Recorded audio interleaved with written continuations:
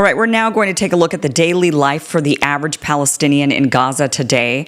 Joining us now is Yumna Al Saeed. She is a Palestinian Egyptian journalist and Al Jazeera English correspondent who is based in Gaza with her family and children for nearly a decade. Her reporting on the Gaza conflict over the past 10 years has earned international awards, including the Civil Journalism Award, the Maria Grazia Award, and the UN Token of Human Rights. She's reported for TRT World, RT, CNA, AP, and more. She is one of the fiercest journalists who has been risking her life and the lives of her family members for reporting on the war and on the crimes of Israel. So, Yumna, thank you so much for being here. Welcome to the show. Thank you so much, Kim, for hosting me on your show. So you've been covering the Gaza Strip for almost 10 years, being there with the people. What I want to do today is I want to really dive into the daily life of the Palestinians right now in the Gaza Strip. A lot of times we're just hearing about the killings, the bombings, the starvation. I mean, we're hearing about all these terrible things, and that's important for us to know. But I want to know about the daily, what it's like for all of these people who are really living through this war zone. Um, First of all, we're hearing about a lot of starvation, and the Israelis have obviously put in a blockade. So how, but and people are starving to death. We're hearing about that. But what is it like daily? How are people getting fed? Are there markets that are open that people can go and buy things? And if they are, where are they even getting the money to buy things? Like, are people going to work? How are they, where are they cooking the food? I mean, a lot of them aren't even in their homes. I mean, it's so many questions. So let's just start. I could go on and on with just a series of questions before we even begin answering. But how are people, or what are they eating every day? Well, thank you, Kim, for actually, trying to highlight the the the magnificence of this plight that Palestinians are living. And I believe that even when I was back still in Gaza, covering this genocide, I always used to tell myself that giving daily updates in front of the camera doesn't really show what these headlines that we're talking about express what the stories behind them really are, the amount of suffering, how the suffering looks for the people, the details. Hmm. And this is what's really important. Sometimes people normalize with what they hear because it's always a lot of killing, dozens of injured, dozens killed, this number, that number, and they don't realize what it means when we say people are injured, how people were killed, what it means to express that there's a starving population. These details are very important for Hmm. the people around the world to be put and to feel and to relate the suffering that the Palestinians are living. Hmm. And that's why I think it's very important. It was one of the reasons why I used to in Gaza go out to the field, although it was life risking, and put these stories together, these news reports or packages, as we call them, because I wanted people to know, to see for their eyes some of the details that we do not have the privilege or the ability to explain and to paint in front of the camera while giving Yeah. daily updates. Right. Let's talk about the starvation. It's been almost no, not almost, it's been 4 months now. We're going into the fifth month already, where there is a full and total blockade on the Gaza Strip. No humanitarian aid is entering. In the past couple of weeks, we have started to witness some humanitarian aid that has been entering, facilitated by an American organization or company that is distributing the aid in a completely different mechanism than what humanitarian organizations have been doing for years in zones or war zones or conflict areas, and in particularly in the Gaza Strip. The United Nations agencies, so whether it's UNRWA, who is mainly the backbone of the Palestinians, refugees in the Gaza Strip, and the main distributor of food aid for years. By the way, before this war and this genocide started, 70% of the population in the Gaza Strip depended on humanitarian aid and food aid in the Gaza Strip. So there was already a decline in the conditions and the living conditions and a constant deterioration among the population. Now, these humanitarian organizations and UN organizations in specific have been shut down by a systematic strategy that has been ongoing for months by Israel. And unfortunately, the United States has been a basic supporter in shutting down these United Nations organizations in the Gaza Strip. Those so called humanitarian aid spots for distributing aid, these are death traps. These are killing zones for Palestinians, for hungry, starving residents that are desperate, that they have to be facing, they are willing to face this dehumanization and humiliation in order to get some inadequate and insufficient food aid for their Mhm. children. If you look at the videos and the pictures in the footage in these where these 8 points were located, and how the long rows and queues and lines with separation fences, as if they're camps, as if they are camps where people have to stand for long hours in the sun, in the burning sun, Mhm. long hours in long queues, very narrow, waiting for a box of aid that is not even enough to feed a family of 6 members, knowing that families in Gaza, the average is the minimum is from 6 to 12. Mhm. You know, six, this is the minimum number of members in a family in Gaza. And we're talking about people who haven't eaten for the Mhm. past 4 months. And no, in these past 4 months, there's no food entering. There are no goods entering. There is nothing that people can buy. And what is available is scarce. It's a luxury. It's incredibly expensive. Do people have money to buy and to afford? No, they don't. People are basically, I swear to God, Kim, I hear stories from from people who are as close as my family members and friends and colleagues who tell you incredible stories about what they eat. Flour is no more distributed now. Flour used to be a basic support for any Palestinian family and Gazan family, Mhm. where the least I used to feed my children when I was back in Gaza just bare bread when there was nothing to eat with that bare bread. And for me, I was satisfied if I could find that bare bread as a mother to at least feed my children. Now the children in Gaza can't find that bare bread. Mhm. So what The is the situation. what are they eating each day? Like the average person, what are they waking up? What is their meal like? What's their like eating habits for the day? So, first of all, since flour has been completely declined from entering the Gaza Strip except in very small amounts, like these boxes literally have 1 kilogram of flour. Now, Mhm. flour is being distributed to bakeries, okay, a bakery or two that are still functioning or have refunctioned or reoperated currently in the current situation. And people go to get a number of breads, pita breads, that's the Palestinian bread for each family. So first of all, the portions that are being distributed as bread are very limited.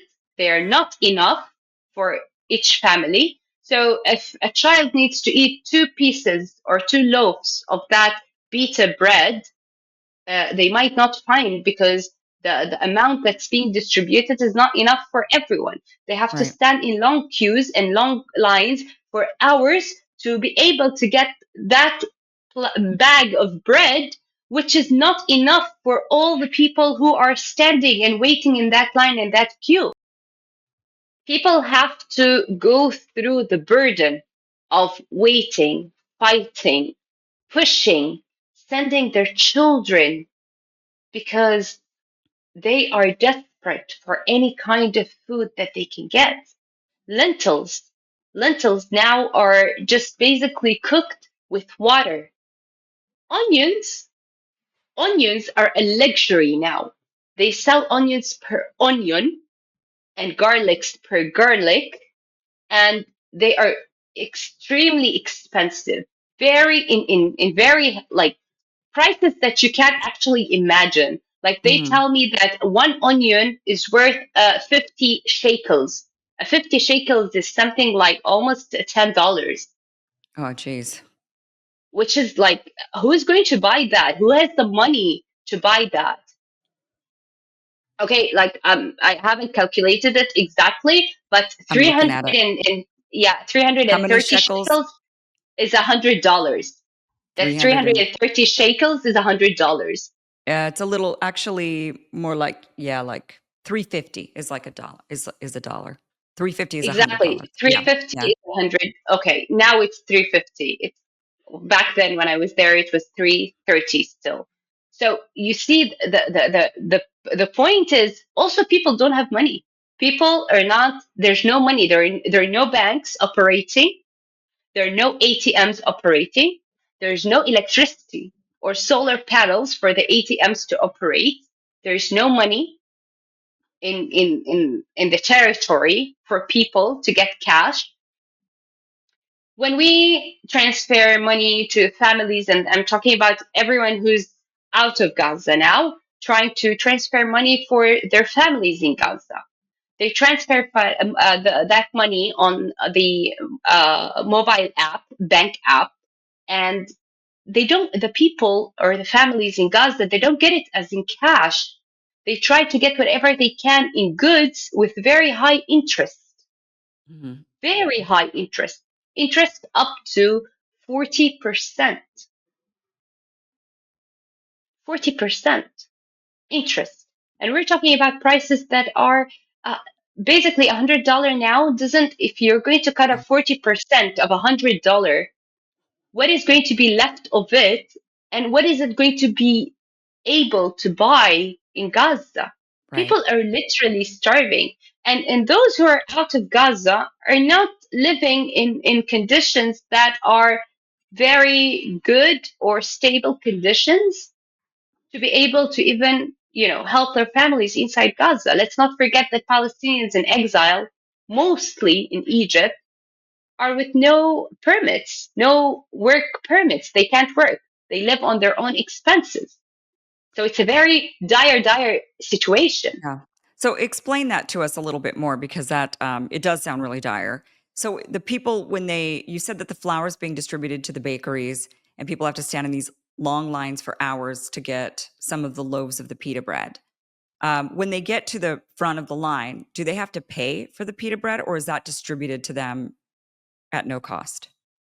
That's distributed to them. Okay, so That's that's what's good. called that's what's called the humanitarian aid. Got it. Okay. It's Does basically now in that frame of that, bag of bread that's not even enough for an sure. entire Right. family. So tell us, who has to stand in these lines for this bread? Is it every single Palestinian in Gaza, no matter if they were before rich and the poor, they're all now in the same boat and everybody has to stand in line? Is it that there are still some wealthy Palestinians in Gaza and they don't have to do this? Is it only affecting certain socioeconomic demographics, like only the really, the middle class or the poor are the ones now really being forced into these bread lines? Like, or is it, what would you say? Each and every Palestinian in Gaza now is living the same exact conditions. When I was back in Gaza and we went through months of starvation because of the total and full blockade at the beginning of this genocide, and there was no food. Supplies ran out of the markets completely, and the bombardments were relentless. And suddenly we entered a severe timeline of starvation. I felt I am one of the people who are not in a good class, financially in a good class, okay? Regardless of what the genocide has done to me and the fact that I've lost my homes and everything I owned in Gaza, and that's that's the case for each and everyone in Gaza now, because all these destroyed buildings were homes of people. So now Yeah. every Palestinian in Gaza has lost their homes, their businesses, their cars, whatever they owned. So we're basically all the same. But even if I did have money, it was useless, Kim.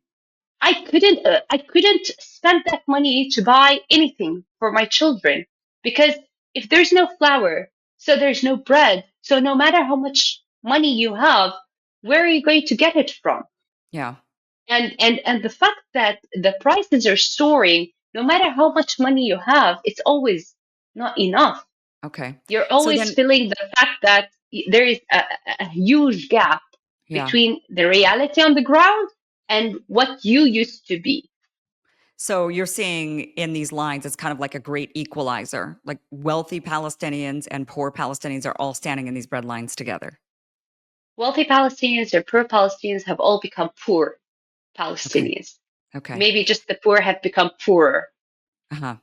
So when you say that the onions are like $10 an onion, where do people go? So apparently they're going to some sort of a market. Where's the market getting these onions, for No, example? they're not going to a market, but there are some people, some individuals who are planting these onions or these crops or whatever that is available now in the market in their own lands, in a part of their land or in a part of a land where they have their tents. And of course it's very difficult because at any time these areas uh, could get bombed, right? Yeah. So and they plant in very small areas that are, that's why whatever crops are produced are very expensive, because there's a scarcity in everything. Hmm. If this farmer or this person is able to gain or produce 1 kilo of onions, he's the only person who has it. Yeah. You see? And if anybody wants, everybody wants that 1 kilo, that one onion of from that 1 kilo.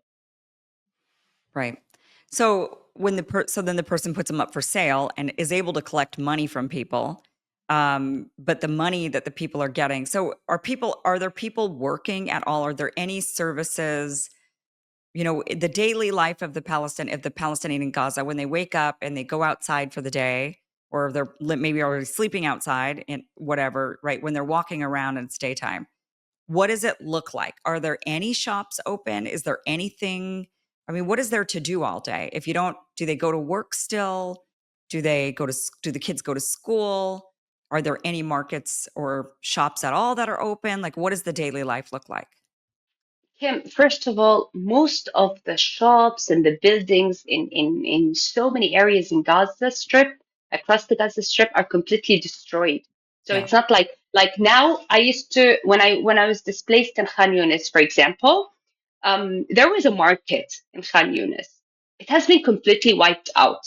It was a big market with a lot of shops and a place for vegetables and a place for fruits, just sectors, partitions like that. This entire place has been completely wiped out. Okay.